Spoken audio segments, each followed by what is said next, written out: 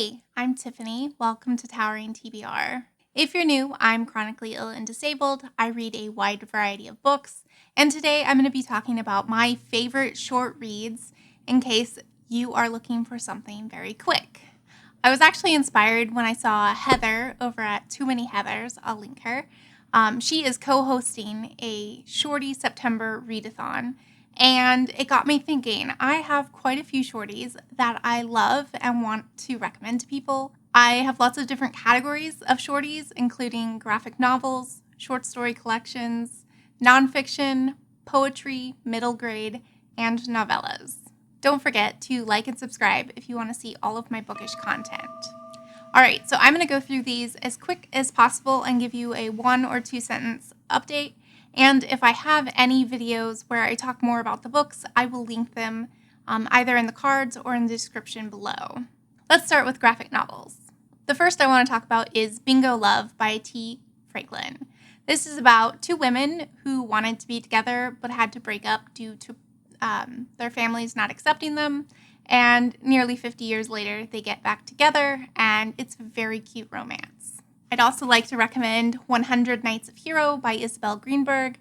This is another sapphic story, but this time a maidservant is telling a man who basically wants to take advantage of her mistress, telling him really engaging stories so that he basically won't paw at her.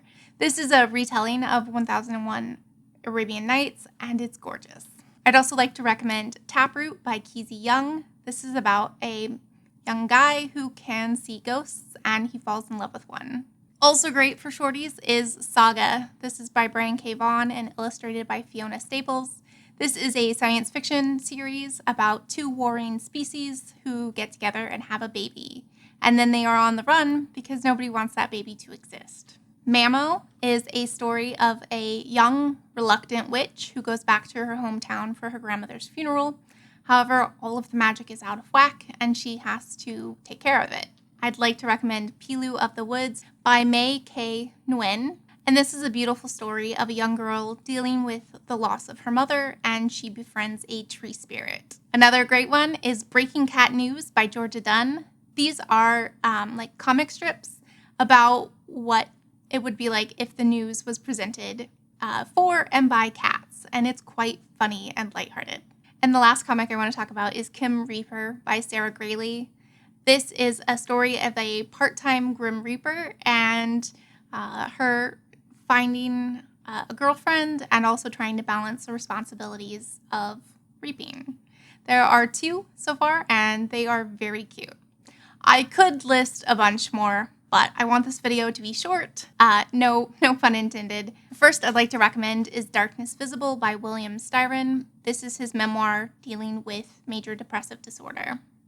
And even though it was written back in the 1990s, it is still refreshingly relevant today. The Undocumented Americans by Carla Cornejo Villavicencio.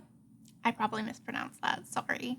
This is a nonfiction book talking about what it's like to be an undocumented person living in the United States.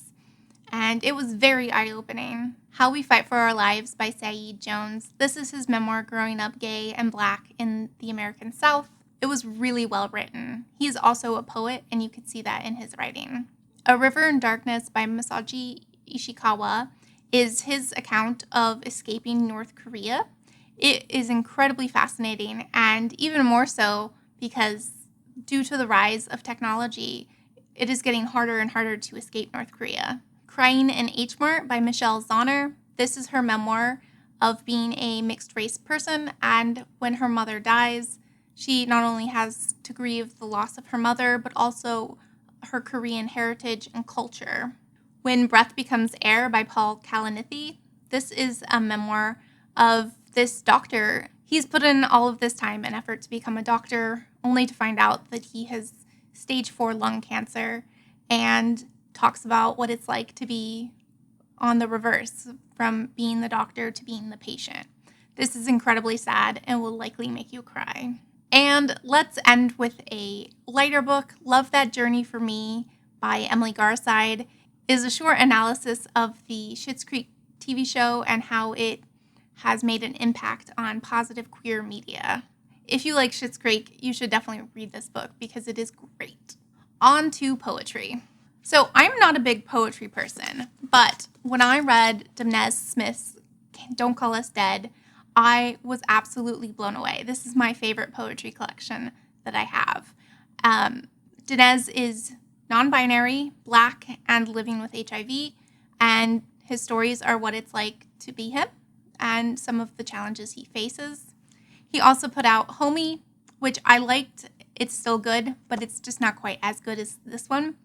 And I'm really excited because he has a fourth poetry collection coming out August 20th, and I am going to snap that up quickly. I realized I hadn't actually read his debut because it doesn't have an audiobook, and if you're new, I use audiobooks because I get migraines and I can't always read with my eyes. So I do intend to get to that one eventually, but definitely recommend Demnez Smith. The other poetry collection was something I read recently, The Moon Turns You Back by Hala Alyan. She is Palestinian and also talks a lot about infertility and miscarriages, and her writing was incredibly evocative and absolutely loved it.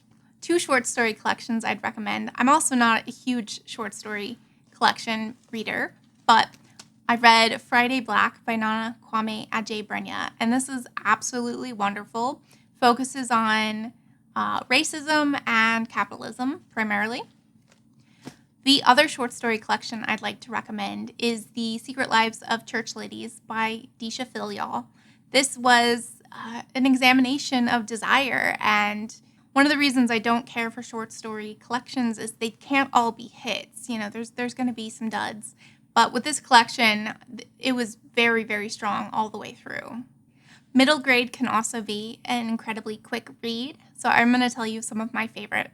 The first is Jamie by L.D. Lipinski. This is about a non-binary kid who has to choose whether they want to attend a middle school for girls or a middle school for boys when they are not either.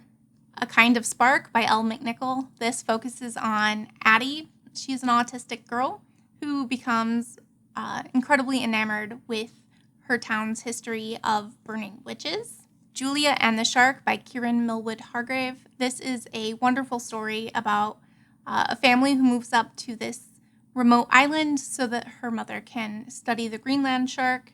And this presents what it's like to have a parent with a mental illness in an incredibly accessible and kid-friendly way. The Borrowers by Mary Norton. This is a favorite from when I was a kid. It is about these little tiny people who live in houses and they borrow items to live. And I don't know what it is, but I'm fascinated with miniature stuff, and this story is just a ton of fun. I'd also like to recommend The Many Assassinations of Samir, the Seller of Dreams by Daniel Nayari. This is such a fun adventure story about this young monk who is saved by this con man, Samir, and they team up to evade the many assassinations because as a con man, he has angered quite a few people, and it's their adventure. Okay, lastly, I'm going to talk about some short stories and novellas that are for adults. The first is Brokeback Mountain by Annie Proulx. If you've seen the movie, you're probably familiar with the story, but this is about 2 men who have a forbidden romance and cannot be together. Definitely want to recommend The Lathe of Heaven by Ursula K. Le Guin. This is a man who has dreams that can reshape reality and what happens when someone finds out about that. The Chrysalids is a modern science fiction classic. This is about mutations, not only in nature, but also in people. It's a jumping off point to talk about ableism and eugenics. Very, very compelling read. One of my favorites. Another favorite is Becky Chambers, and her novella, To Be Taught If Fortunate, is fascinating. We follow a small group of people who are going to a couple of other planets and a moon to try and find a habitable place for humanity to expand. Finna by Nino Cipri. Think IKEA with a wormhole, and a lowly retail worker has to go through the wormhole and find a lost customer. Quite funny, that one. The Test by Sylvain Neuvel. This is a science fiction story about taking a citizenship test. I don't want to say anything more because it's pretty short. Magma by Thora Horsleifdottir is an Icelandic book all about a toxic relationship. If Cats Disappeared from the World by Genki Kawamura. A man finds out he has a brain tumor and he is going to die, but the devil appears and bargains that he can have 1 day extra of life for everything that he allows the devil to take from the world. And it's a really interesting portrayal of what makes up a person, and do their memories and experiences, is that an integral part of who they are. Very philosophical, but also just sweet. Confessions by Kana A. Minatu. This is a psychological thriller about what happens when a school teacher accuses her students of murdering her daughter. This is very twisty and one of my favorite thrillers. And lastly, I want to recommend Kim Ji-young, born 1982, by Cho Nam-ju. This is about a woman who starts acting quite bizarrely in response to some of the sexism she faces in Korea.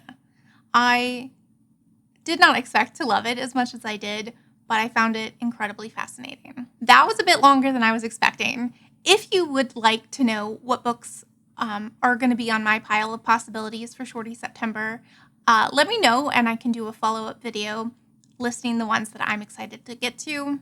Have you read any of these? Have you read any other shorties that you'd recommend? Are you planning to participate in Shorty September? Let's have a chat in the comments down below. Thanks. Bye.